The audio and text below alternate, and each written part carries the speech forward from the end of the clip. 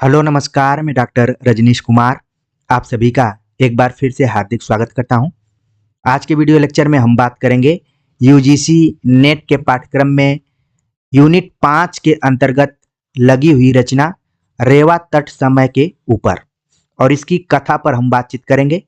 जैसा कि आप जानते हैं, रेवा तट समय पृथ्वीराज रासो महाकाव्य से ली गई है और पृथ्वीराज रासो महाकाव्य में कुल 69 समय है और उसमें 27वां समय रेवा तट है। तो इसको आप ध्यान में रखिए।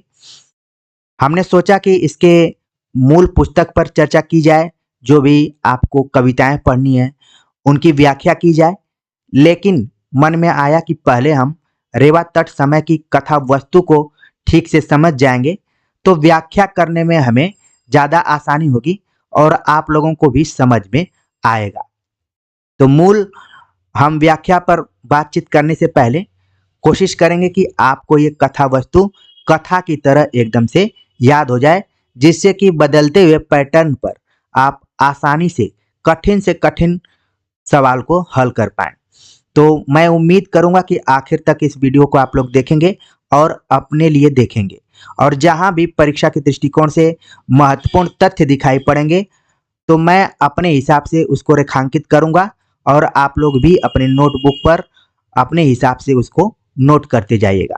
तो चलते हैं, हम रेवा तट की कथा वस्तु के बारे में बात करते हैं। इसकी शुरुआत होती है जब देवगिरी को जीतकर चामंड राय दिल्ली आया, तब कवियों ने महाराज का कीर्तिगान किया। फिर सामंतनाथ पृथ्वीराज से चामंड राय दाहिम ने कहा कि जिस हाथी के ललाट पर शिव जी ने तिलक कर तथा जिसका ऐरावत नामकरण कर इंद्र को सवारी के लिए दिया था और जिसको उमा ने एक हथनी प्रदान की थी, उसी की औलाद रेवा तट पर फैल गई है। वहां चारों प्रकार के हाथी पाए जाते हैं, अतएव आप रेवा तट पर उनका शिकार खेलने चलें। अगर आप पिछले क्वेश्चन पेपर को देखेंगे तो वहां पर पूछा गया है कि जब पृथ्वीराज देवगिरी को जीतकर दिल्ली आया तो किसने कहा था कि रेवा तट पर जाइए और शिकार करने जाइए, और आप देख रहे हैं किस चीज का शिकार करने जाना है, हाथियों का। तो आपको दिमाग में देवगिरी, चामंड राय, पृथ्वीराज और हाथी ये सब होने चाहिए। ठीक है, तो चामंड राय दाहिम ने पृथ्वीराज को कहा कि आप रेवा तट पर चलिए, वहां पर चारों प्रकार के यहाँ पर लिखा हुआ है हाथी पाए जाते हैं और वहां उनका शिकार खेलने चले। नरपत ने तब चंद कवि से पूछा कि देवताओं के ये वाहन पृथ्वी पर किस प्रकार आ गए। चंद ने उत्तर दिया कि हिमालय के समीप एक बड़ा भारी वट का वृक्ष था। एक दिन विचरते हुए हाथी ने उसकी शाखाएं तोड़ी और फिर मदान धो दीर्घ तपा का आराम उजाड़ डाला। ऋषि ने यह देखकर श्राप दे दिया और हाथी की आकाशगामी गति क्षीण हो गई। तब मनुष्यों ने उसे अपनी सवारी बनाया।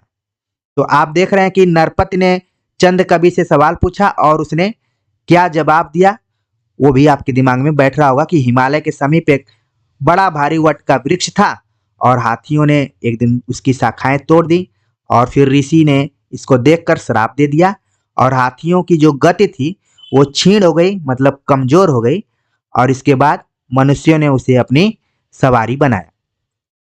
आगे बात करें, अंग देश के घने वन खंड के लोहिताक्ष सरोवर में श्रापित गजों का यूथ निशिवासर क्रीड़ा किया करता था। उसी वन में पाल काव्य ऋषि रहते थे। तो इसको आपको ध्यान में रखना है, पाल काव्य ऋषि कहाँ रहते थे। उनसे और हाथियों से परस्पर बड़ी प्रीति हो गई थी। एक दिन उस वन में राजा रोमपाद शिकार खेलने आया और हाथियों को पकड़कर चंपापुरी ले गया। तो आपको यहाँ पर चंपापुरी भी ध्यान रखना है। पाल काव्य की विरह से हाथियों के शरीर क्षीण हो गए। तब मुनि ने आकर उनकी शुश्रूषा की और कोपल, पराग, पत्र, छाल, डाल आदि खिलाकर उन्हें पुनः स्थूल बना दिया। एक ब्रह्मर्षि को तपस्या करते देखकर इंद्र डरा और उसने मुनि को छलने के लिए रंभा को भेजा। तपस्वी ने रंभा को हथनी होने का श्राप दिया। सोते समय एक यति का वीर्यपात हो गया और कर्म बंधन के अनुसार वह हथनी वहां आकर उस वीर्य को खा गई, जिससे पाल काव्य मुनि पैदा हुए। हे नृप पित्थ, इसलिए मुनि को हाथियों से अत्यंत प्रीति थी। तब चामंड राय ने कहा कि हे राजन, रेवा तट पर बड़े दांतों वाले हाथियों के झुंड तो हैं ही, पर मार्ग में सिंह भी मिलेंगे, जिनका शिकार भी आप खेल सकते हैं। इसके अतिरिक्त पहाड़ों और जलाशयों पर कस्तूरी मृग, पक्षी और कबूतर रहते हैं, परंतु दक्षिण की सुरभि तो वर्णातीत है। तो आप देख रहे हैं यहाँ पर बताया जा रहा है कि हाथियों का शिकार तो हो सकता है, इसके अतिरिक्त वहां पर सिंह भी मिलेंगे। और बताया जा रहा है कि जलाशयों में वहां पर कस्तूरी मृग भी हैं, पक्षी भी हैं, कबूतर भी हैं, तो इनको भी आपको ध्यान में रखना है। ये बात चामंड राय किसे कह रहा है? पृथ्वीराज से। चामंड राय आगे आपको पता चलेगा कि इनका क्या है, सेनापति है। इस बात को सुनकर चौहान ने यह विचार कर कि एक तो पहुपंग को कष्ट होगा, दूसरे स्थान भी रमणीक हैं, रेवा तट के लिए प्रस्थान कर दिया। मार्ग के राजा महाराजाओं ने चौहान का अभिवादन किया और नृप ने हाथियों, सिंहों और हरिणों का शिकार खेला।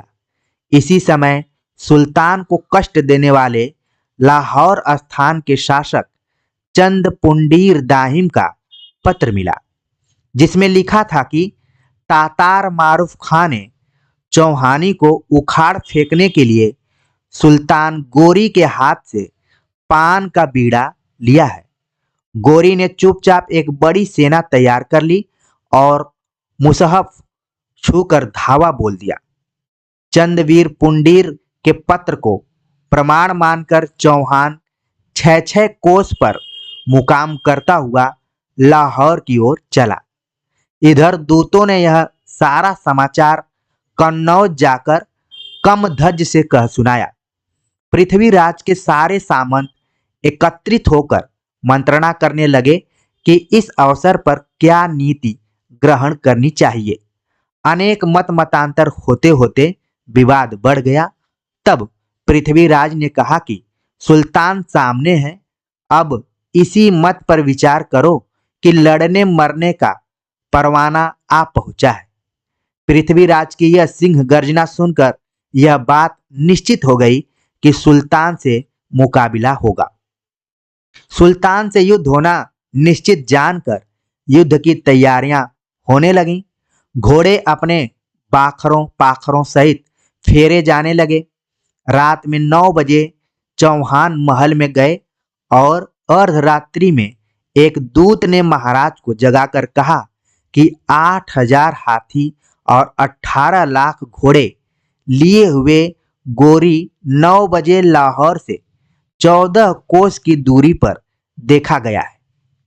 उम्मीद है कि कहानी आपको समझ में आ रही होगी और कंसंट्रेट होकर सुनेंगे तो आगे आएगी। तो यहाँ पर आप देख रहे हैं कि गोरी जो है 8000 हाथी और 18 लाख घोड़े लिए हुए आ रहा है और लाहौर से आ रहा है, 14 कोस की दूरी पर देखा गया है। ये बात दूत बता रहा है। दूत द्वारा लाए हुए पत्र में लिखा था कि चंद पुंडीर अपने प्राणों की मुक्ति का भोग देने के लिए अपने स्थान पर डटा रहेगा। उधर जहां गोरी ने चिनाब नदी पर पार की, वहीं चंद पुंडीर बर्छी गाड़े डटा हुआ था। कोलाहल करती हुई दोनों ओर की सेनाएं आगे बढ़ीं और परस्पर भयंकर युद्ध करने लगीं।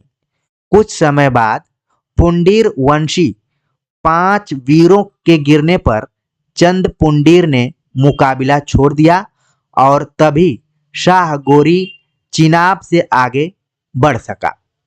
चौहान को भी एक दूत ने यह समाचार आकर सुनाया कि मारूफ खां लाहौर से 5 कोस की दूरी पर आ गया है। आप लोगों को ध्यान रखना है कि यहाँ पर जो भी समाचार सुनाए जा रहे हैं वो दूत द्वारा सुनाए जा रहे हैं कि गोरी कितना दूर है, और यहाँ पर मारूफ खां को बताया जा रहा है कि वो कितना दूर है। यह सुनकर पृथ्वीराज का क्रोध भभक उठा। उन्होंने कहा कि मैं गोरी को फिर बांध लूं, तभी सोमेश्वर का बेटा हूं। चंद्राकार व्यूह में खड़े हुए चौहान के सैनिकों ने प्रतिज्ञा की कि सुल्तान की सेना को छिन्न भिन्न करके शाह को बांध लेंगे। पंचमी तिथि मंगलवार को प्रातः काल क्रूर और बलवान ग्रह मंगल के उदय होने पर महाराज पृथ्वीराज ने चढ़ाई बोल दी। नगाड़ों के जोर जोर बजते ही हाथियों के घंटे घनघना उठे, वीर गरजने लगे, आकाश में धूल छा गई, जिससे अंधेरा हो गया। सुल्तान के दल वालों ने चौहान की सेना के लोहे के चमकते हुए बाणों को देखकर अनुमान किया कि क्या गर्दिश ने चक्कर खाया है, जो रात को आया जानकर तारे निकल आए हैं। दोनों ओर की सेनाएं काले बादलों के समान एक दूसरे से भिड़ गईं। चित्रांगी रावर समर सिंह अपने वायुवेगी अश्व पर चढ़कर शत्रुओं के सिर पत्तों सदृश तोड़ता हुआ आगे बढ़ा। मेवाड़पति के आक्रमण ने सुल्तान की सेना में धूल उड़ा दी। रावर के पीछे क्रोधित जैद पवार था और जैद के पीछे चामंड राय और हुसैन खां थे। आप देख रहे हैं यहाँ पर जो क्रम है कि रावर के पीछे जैद पवार था, इसके पीछे चामंड राय और हुसैन खां थे। चामंड और हुसैन ने हाथियों पर चढ़कर सुल्तान की चतुरंगिणी सेना को व्याकुल कर दिया तथा धाराधिपति भट्टी ने गोरी के सैनिकों को उखाड़ फेंका।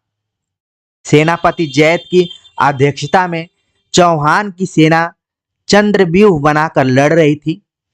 कबंध नाचते थे, कटे हुए सर चिल्लाते थे, सांगे घुस रही थीं, तलवारों से तलवारें बज रही थीं, भैरव नाच रहे थे, गण ताल दे रहे थे। भयानक युद्ध होता रहा और पराक्रमी महाराज पृथ्वीराज क्रोधपूर्वक गोरी से भिड़े रहे। इसीलिए ये सारे जो दृश्य हैं आप देख रहे होंगे तो आपके दिमाग में भी वीर गाथा काल का चित्रण आ रहा होगा, बिंब आ रहा होगा। यहाँ पर एक तरीके से भयानक युद्ध चल रहा है। पृथ्वीराज क्रोधपूर्वक गोरी से भिड़े रहे। यह देखकर सुभट गोरी का साहस भंग हो गया। तातार मारूफ खां ने उसे यह कहकर प्रबोधा कि मेरे रहते सुल्तान पर आपत्ति नहीं आ सकती। सोलंकी माधव राय का खिलजी खां से मुकाबिला पड़ा। लड़ते लड़ते सोलंकी की तलवार टूट गई और अनेक शत्रुओं ने घेर कर अधर्म युद्ध से उसे मार डाला। गोरी की सेना समुद्र की भांति गरजने लगी। तब गरुड़ गोविंद आगे बढ़ा, जिसे यवनों ने विनष्ट कर दिया। गरुड़ गोविंद के पश्चात शत्रुओं को युद्ध अग्नि की आहुति देकर पतंग जय सिंह भी पंचतत्व को प्राप्त हुआ। भान पुंडीर को चारों ओर से घेर कर सुल्तान की सेना ने उसके शिरस्त्राण के टुकड़े टुकड़े कर डाले। वह गिरता पड़ता भिड़ा रहा और मारे जाने पर उसका कबंध 5 पल तक खड़ा रहा, जिसे देखकर सूरलोक में जय जय का घोष हो उठा। खुरासान खां ने पल्हन के संबंधी कुरम्ब का सामना किया और अपनी लंबी तलवार से उसका सर काट दिया। फिर कुरम्ब के कटे हुए सर से जब तक मारो मारो की ध्वनि होती रही तब तक उसका कबंध नाचता रहा। यह दृश्य देखकर भैरव अट्ठाहस कर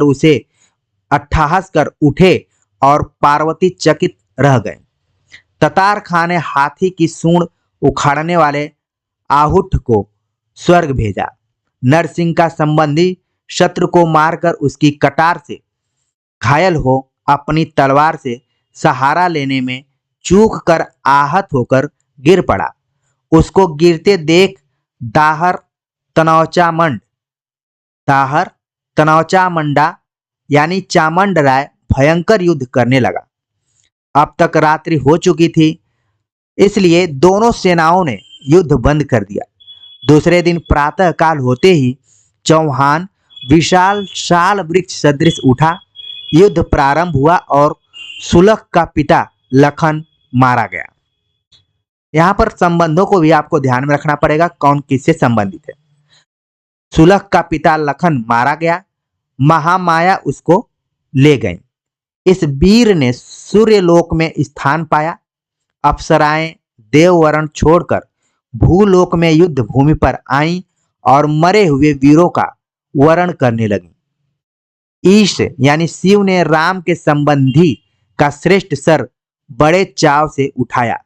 राम और रावण सरीखा युद्ध करने वाला योगी जंघारा भी भीषण युद्ध करके स्वर्गलोक गया।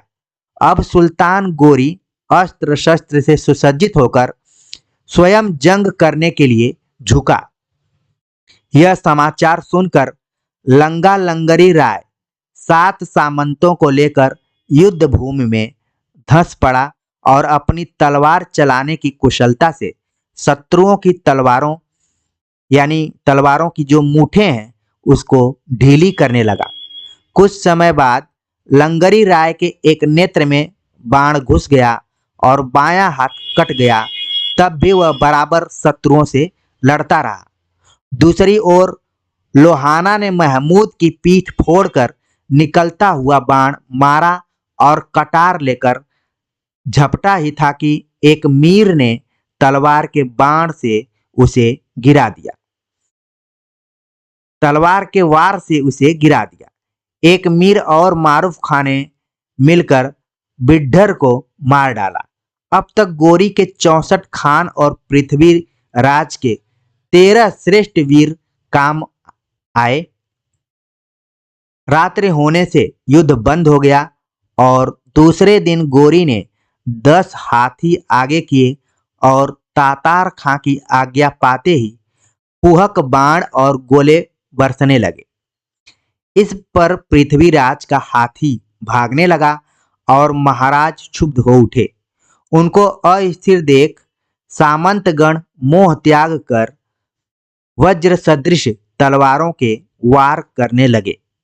मीर भी आधे आधे योजन दौड़कर सांग चलाने लगे और गोरी चक्र फेंकने वाले सैनिकों की 4 पंक्तियों के आगे 500 शेखों को सामंतों को घेरने लगा। सामंत भी भिड़ गए और भयानक युद्ध करने लगे। खुरासानी तातार खां ने अपनी तस्बीह तोड़ डाली। गोरी के हाथी चौहान की सेना में घुस गए और 213 प्राणी दबकर मरे। चौहान की पराजय के लक्षण दिखाई दिए। तब श्रेष्ठ वीर भीम सेना के एक भाग को चतुरंगिणी बनाकर हाथी पर चढ़कर मोर्चे पर आया।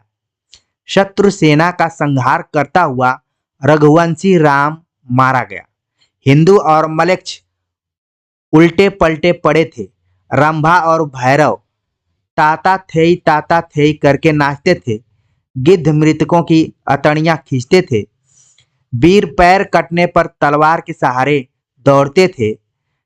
बिल्कुल देवासुर संग्राम सरीखा युद्ध हो रहा था। चौथे दिन संग्राम होने से पूर्व रंभा ने मेनका से पूछा कि आज तुम्हारा चित्त क्यों भारी है। मेनका ने कहा कि आज पहुनाई करने का दिन आया है। शूरवीर वीरगति पाकर विमानों में बैठ स्वर्गलोक जा रहे हैं। युद्ध भूमि में मैंने बहुत खोजा परंतु मुझे अपना वर ढूंढे नहीं मिल रहा है और यही मेरी चिंता का कारण है। रंभा ने उत्तर दिया कि ए मेनका, वहां उस वीर को मत खोजो। वह तो विमान में बैठे शिव और ब्रह्मलोक छोड़ता हुआ सूर्यलोक गया है। इंद्रवधु उसकी पूजा करने गई है। उसके समान आज तक न तो कोई वीर हुआ है और न होगा। युद्ध प्रारंभ हुआ और हुसैन खां के पीछे घोड़सवार सेना चल पड़ी। तातार मारूफ खां और अन्य खान एक साथ दौड़ने लगे तथा गोरी शत्रुओं के सम्मुख झूमने लगा। उसने हाथ में लरवात लेकर और मुट्ठी घुमाते हुए प्रण किया कि आज पलटने तक यदि शत्रु को पराजित कर दूंगा तभी शाह कहलाऊंगा। इसके बाद गोरी ने 7 बाण धनुष पर चढ़ाए। पहले बाण से उसने रघुवंश गुराई को हना यानी मारा। दूसरे से उसने ताक कर भीम भट्टी का भंजन किया और तीसरे से चौहान को घायल कर दिया। चौहान ने भी कमान संभाल कर 3 बाण हाथ में लिए, परंतु जब वे यह कर रहे थे तब तक गुज्जर ने गोरी को पकड़ लिया।